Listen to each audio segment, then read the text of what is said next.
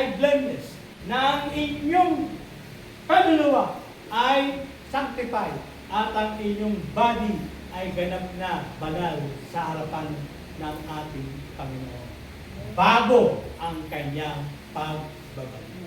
Diba? Dapat alam natin, babalik ang Panginoon. O ano gagawin natin sa body, soul, and spirit natin? Diba? Pagaganday mo ng pagaganday, pamimake-up mo. Yung body makikinabang. How about the soul? Gumaganda ba yung kaluluwa natin? Amen. Gumaganda ba ang espiritu natin? Amen. Yan kasi hindi na may make-upan. Hindi rin siya mabibigyan pa ng magandang mga palamuti. Bagi lang. Yung body ang nakikita. Pero kailangan arugayin ang kaluluwa, arugayin din ang espiritu. Amen? Tuloy natin. Next. Pag-aralan natin itong isa pang yan. Ano sabi doon sa may kulay? The Bible reveals that the tripartite human being are created in the image of the triune God. Paano ro yun? Kasi bakit natin i-discuss to? Paano maintindihan yun? Talagang may masterpiece ng Diyos ang tao. Ha? Kasi naniniwala siya ang tao may kakayahan na maging kamukha siya. Ano ba kayo? Sinong tao yung kinuha niyang una? Na siya ay natuwa. Bakit kaya Dan? Si Eno. Kinuha niyang buhay sa sobrang tuwa niya. Kasi naubos ni Enoch yung buong mundo na napasunod niya sa kalooban ng Diyos. Ano ba kayo? Yung espiritu ni Enoch, every day in their houses, underground house, nagwo-worship ang family niya. Kaya nga siya dinalo ng angels, dahil sa sobrang spiritual niya, binabaan na siya ng angels. Sabi niya, pag natapos mo na yung tungkulin mo sa mundo, mapabalik ang tao sa Diyos, pwede ba? Magturo ka rin sa langit. Bakit? Maraming subayin ng mga anghel na kumakalaban sa Diyos. Tama? Ang tao magtuturo sa anghel. Kanya mo ba kayo?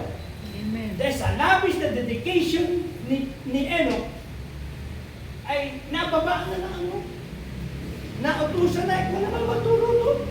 Wala nang gusto magturo na matino. Ha? At sa atin, baka may mangyari gano'n. Kailangan aktibo ang body, soul, and spirit natin sa Panginoon para isang araw, bababaan tayo ng angel. O, turuan mo naman yung ibang angel doon sa langit. Mga rebelde na iba doon. Baka pwede kang makuha ng buhay.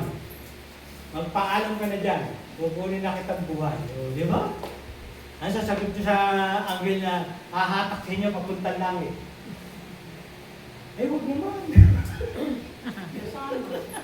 Ganun ba? Huwag naman. Wala pa akong pinapakaral, pinapakain at ginagawang assignment sa mundo ito. Ganun ba? Pag dumating po yun, huwag po kayong mag-alala. God will provide. Everybody say, God will provide. Problema niya kung sino yung iiwanan mo.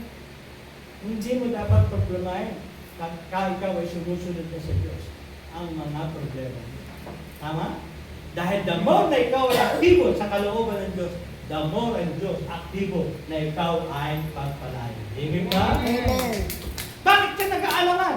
Dahil sigurado, hindi aktibo ang body, soul, and spirit mo. Tiyak, hindi ka pa 100% solid for Jesus. Hindi ko nga sinabi ko? Tiyak, hindi ka pa 100% solid kay Jesus. Nandiyan ba kayo? Amen. Diba? Kasi yun yung tinanong natin bakit? Ano yung soul? Eternal seat of the emotion, will, and intellect that relate to others.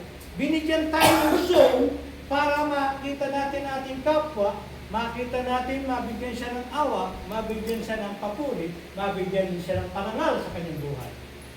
Ang soul lang ang pwedeng makakita niya. Dahil we are composed of 5 senses. Di ba?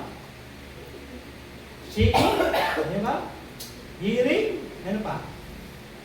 Smelling, ano pa? Testing. Touching, testing, oh, lima yan.